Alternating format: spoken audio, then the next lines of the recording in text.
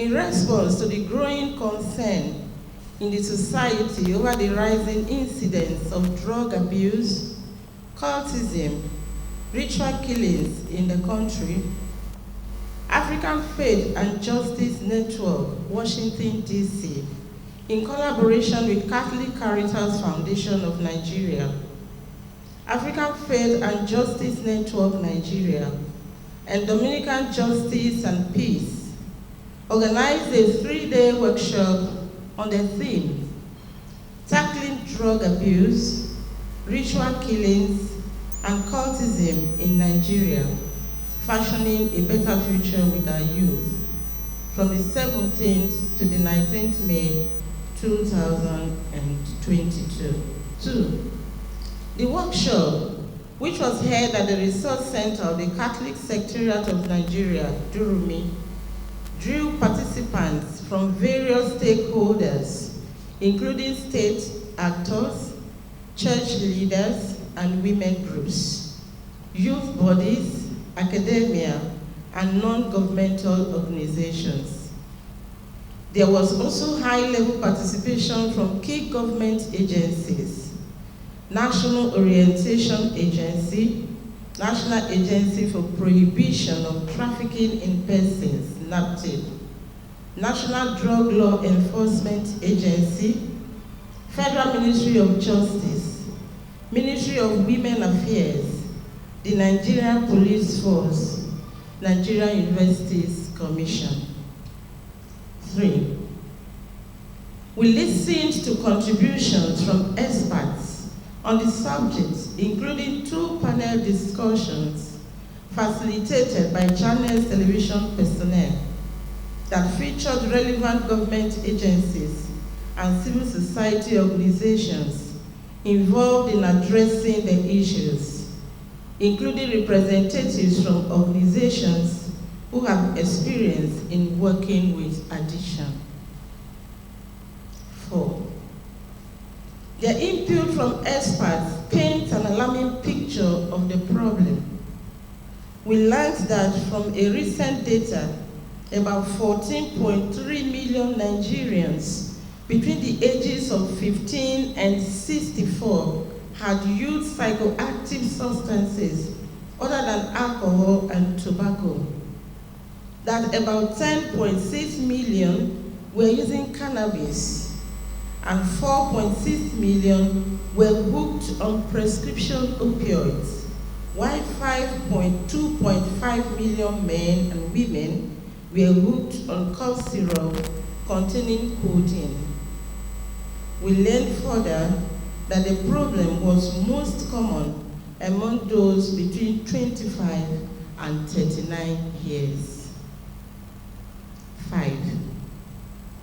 As we engaged in group dynamics, we identified the interconnectedness of the triple epidemic of drug abuse, ritual killings, and cultism.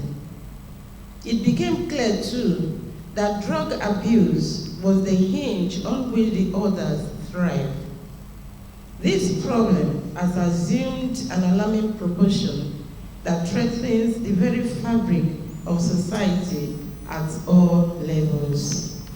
The family, local communities, faith institutions, and the country at large. The situation calls for urgent and collective action to contain and reverse the trend. 6.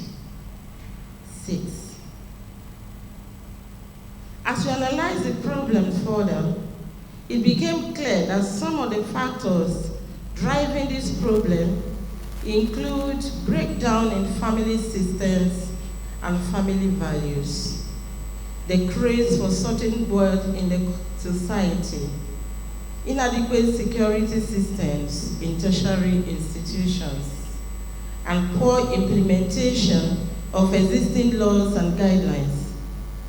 The menace is further exacerbated by an education system that produces job seekers rather than job creators, resulting in massive unemployment of many young university graduates.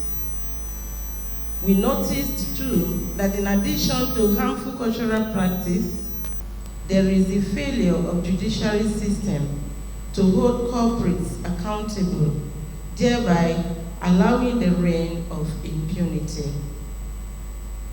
7. Based on the foregoing, and to stem the tide of this triple menace in our society, we urge the government, as a matter of urgency, to mobilize all relevant government agencies to join efforts to cut the supply of chain of drugs, both internal and external, to stop the supply of drugs to our youths. Integrate life skills into educational curriculum, as well as the inclusion of drug education in school curriculum. Inaugurate programs to create awareness on this problem in our families and educational institutions within the purview of the government. Carefully review the judicial system to address the existing gaps. Develop measures to address the poorer security system in the country. Establish appropriate mechanisms for rehabilitation and safeguarding against drug abuse, including functioning toll-free phone lines for drug-related emergencies. 8. On our part, we commit ourselves to undertake comprehensive sensitization programs in our schools, local communities, faith groups, and other institutions within our reach.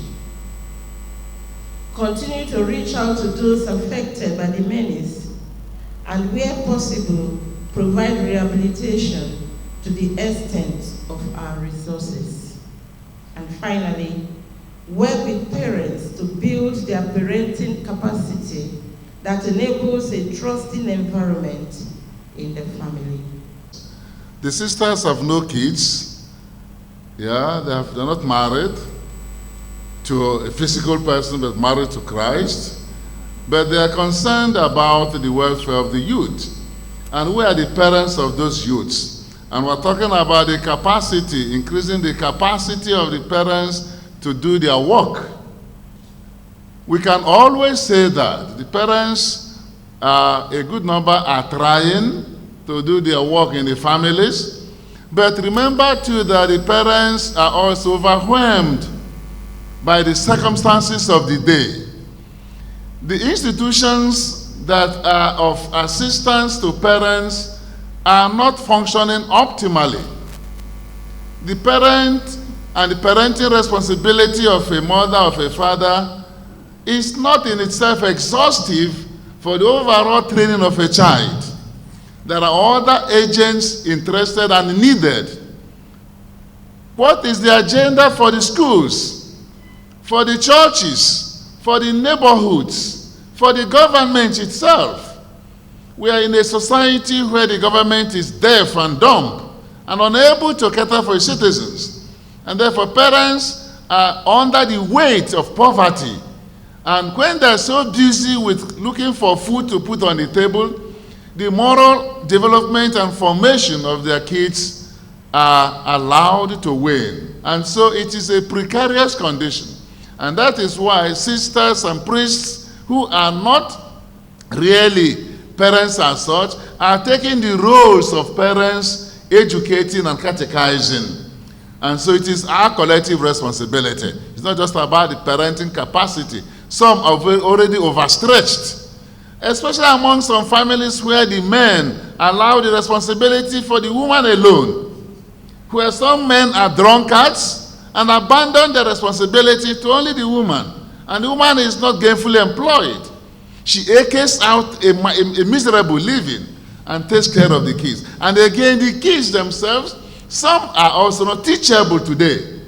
The influence of many displayed by the politicians is a terrible sign among our youths that all moral ethos means nothing to them. It's about money. And they want to get money by all means because the value of money is what is important. If you're talking about other values of respect, dignity, you may be talking like an old man. So it is also a part on the youth to see that they too have a responsibility in their own formation. The parents may not be able to do all that. And that brings us to the responsibility of the peer groups. When talked about the online services, some of us we are at the analog stage. And we are not as experienced as our youths. A child of 10, a child of 7 can take the mother's phone and twist it up and down without the mother knowing what is happening, and have access to other very profane platforms without even the mother knowing, and destroying himself or herself. And so it is also our collective responsibility as a faith community to see that it's not just the job of the sisters, the job of the parents, the job of government. We are working as a team in the overall responsibility of bringing up a child. On our own part, Caritas Nigeria has a robust communication unit. And we know that if you are talking of the youth of today, you meet them in the cloud. We know that. And they don't have the patience for a long talk. I was amazed. The guys from Vuna were here yesterday. As you were talking, they were talking of, where is it? How can I get it in the systems? You are talking of projection here. They're talking of their phones. So we know that already. And our communication team are already preparing slides and dishing it out, this program, on our social platforms and channels, so that we reach as much as is possible the guys that will be able to tune into our systems to be educated. Remember, this program did not promise that she will do every work. She has only set the ball rolling. It's not going to be the last of its kind, but we have begun a process, and we wish that people support that process, that in no distant time we could also come back again to see how have we fared with this workshop we began. And so I am thinking that after here and now, all of us here are instruments of this message. We are expected to disseminate the message among our own groups.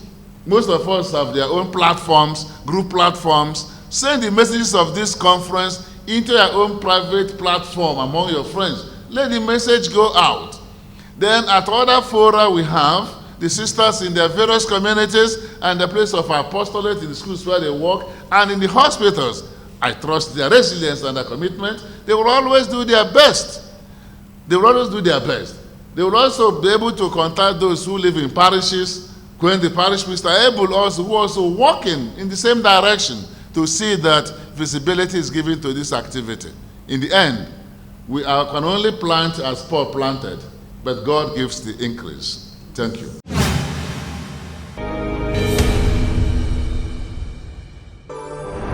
You are watching CTV.